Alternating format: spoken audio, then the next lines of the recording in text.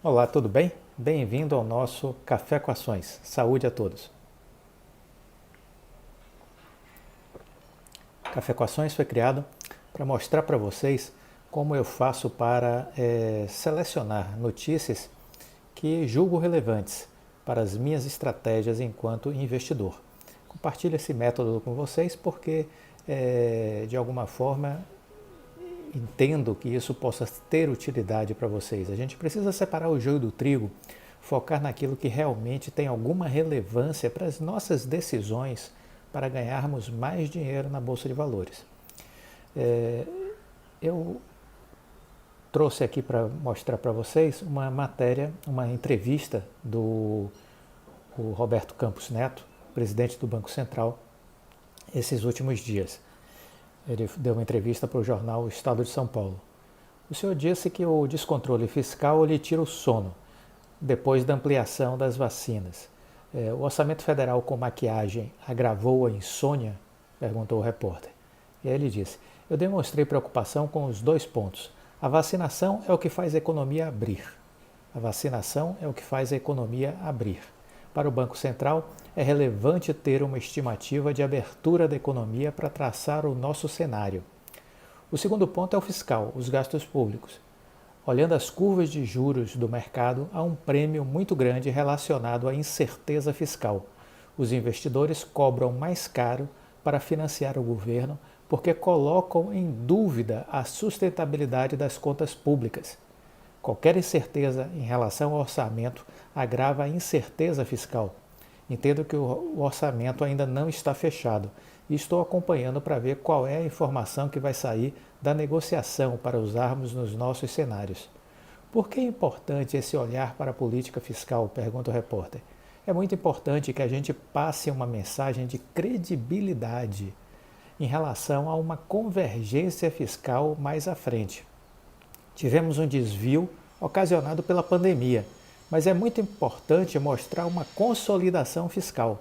Quando olhamos a reação do mercado e dos agentes econômicos às notícias fiscais, é uma preocupação que está no topo da lista e é o que tem sido responsável por fazer o risco do Brasil ser elevado, diferenciando o país do resto do mundo. Hoje somos o país mais endividado do mundo emergente. Somos o país mais endividado do mundo emergente. O orçamento de 2021 acrescentou um ingrediente a mais nesse risco? Pergunta o Estadão. Se o orçamento passar, a percepção de que ele é inexequível ou precise fazer algum tipo de suplementação de crédito para que atinja os números é um fator que vai preocupar o Banco Central. É um fator que vai alterar o prêmio de risco fiscal que está embutido nas variáveis macroeconômicas, e isso atrapalha a condução da política monetária. O Banco Central surpreendeu elevar os juros com uma dose mais forte do que o esperado. O dólar não baixou. Por quê? O BC não fez nenhuma política de juros olhando para o câmbio. O que importa é como o movimento do câmbio afeta a inflação. O movimento dos juros foi feito com os cenários que nós tínhamos. Na parte do crescimento, tínhamos boas notícias. O resultado do quarto trimestre tinha sido melhor do que o esperado. Em janeiro já tínhamos um número fechado que é surpreendente, levando em consideração que havia um efeito menor do auxílio emergencial. Fevereiro, pelos dados preliminares, está parecendo melhor. Já março, abril e uma parte de maio, entendemos que vai ter uma queda de atividade por conta do agravamento da pandemia. Na parte inflacionária, o que tentamos comunicar é que tivemos um aumento grande da expectativa de inflação em relação a 2021. Grande parte se dá por fatores temporários, mas entendemos que teve uma contaminação da inflação através das cadeias produtivas. Críticos apontam que o BC deixou os juros baixos demais e acabou deixando o dólar e a inflação escaparem. É normal esse tipo de crítica. Vemos sempre opiniões muito distintas.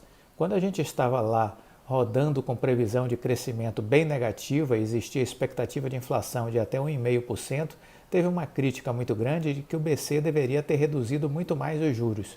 Agora que há um recrudescimento da inflação, existe uma crítica de que os juros não sobem mais rápido.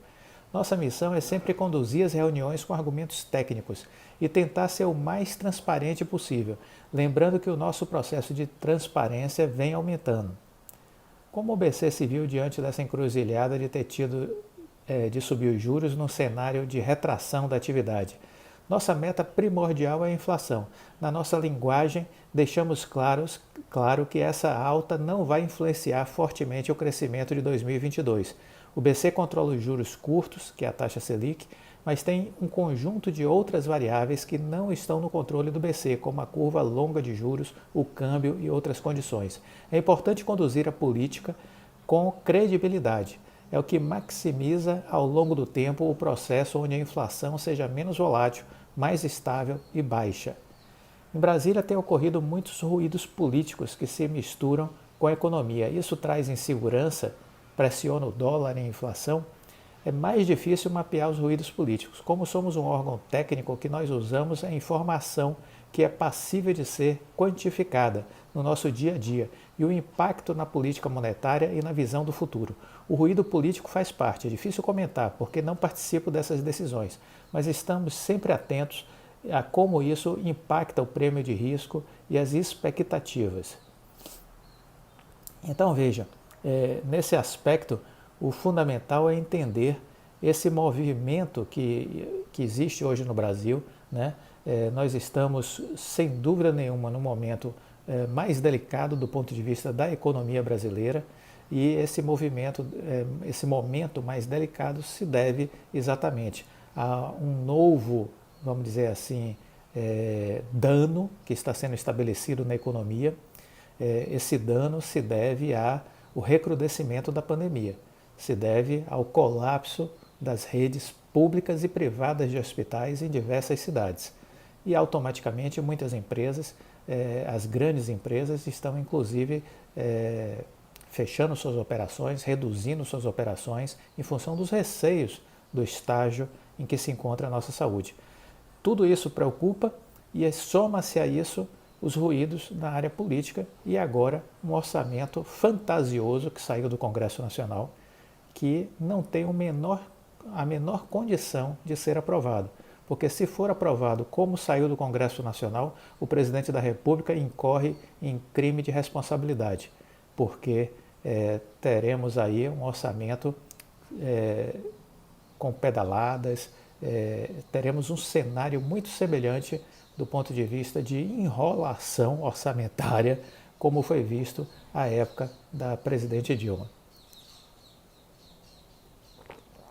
O ministro Paulo Guedes tem advertido o presidente de que ele não pode assinar esse orçamento do jeito que saiu do Congresso Nacional. Acompanhemos os próximos capítulos dessa novela do orçamento e estando sempre atento de que o fundamental é que a gente consiga respeitar o teto dos gastos públicos, demonstrar que existe uma preocupação com a trajetória da dívida pública brasileira e que temos responsabilidade em fazer essa dívida reduzir. Se a nossa política não conseguir dizer isso para a sociedade, para os investidores, para o mundo externo, o Brasil não terá solução. Caminhará para virar uma Argentina, entendeu? Então é muito importante perceber para onde o Brasil está caminhando. Se ele vai caminhar para o lado dos países sérios, que conseguiram fazer suas economias crescerem, se solidificarem, né?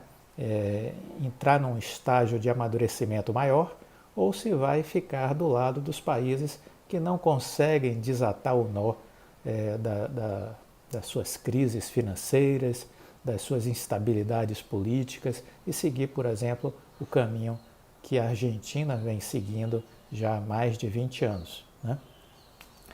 A outra informação, para a gente terminar o nosso café, é sobre o adiamento do acordo de exclusividade, né, para a venda da Infraco.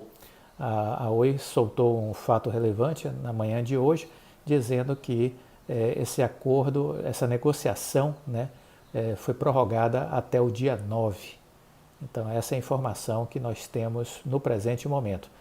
A Oi informou que o acordo de exclusividade assinado com a Globinet cabos submarinos, o BTG Pactual Economia Real Fundo de Investimentos em Participações Multiestratégia e outros fundos de investimentos para a venda da Infraco, unidade de infraestrutura de fibra ótica da operadora, foi prorrogado para o dia 9 de abril até às 10 horas.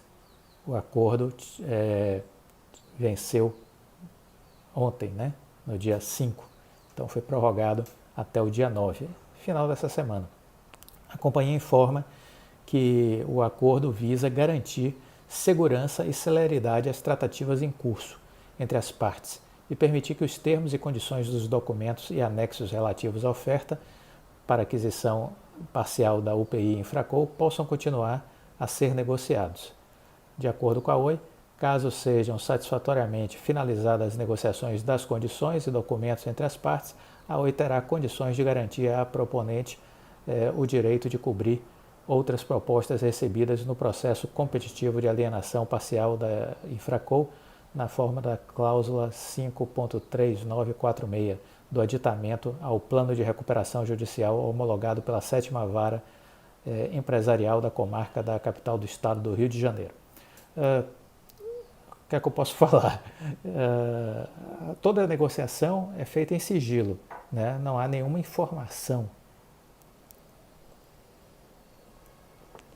Não há nenhuma informação para o mercado enquanto estiver no processo de negociação entre as partes, entre o BTG e a Oi. O que eu entendo?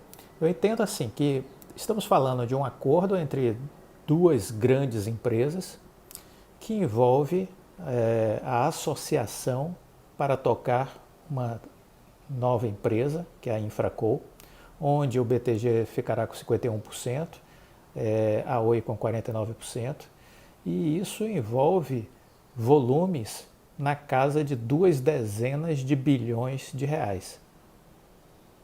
Então, entendo que realmente, se a negociação está perdurando até aqui, eu quero crer que é porque estamos avançando. Se houvesse um impasse, se houvesse uma não conformidade entre as partes, acredito eu que isso já teria sido encerrado, essa negociação. Então, se ela se estendeu por 30 dias, foi renovada por mais 30, estamos a 60 dias, né, de interação entre as partes. E agora, se pediu mais até sexta-feira dessa semana, acredito que são ajustes finos que estão sendo feitos, entendeu? Então eu procuro olhar o lado cheio do copo.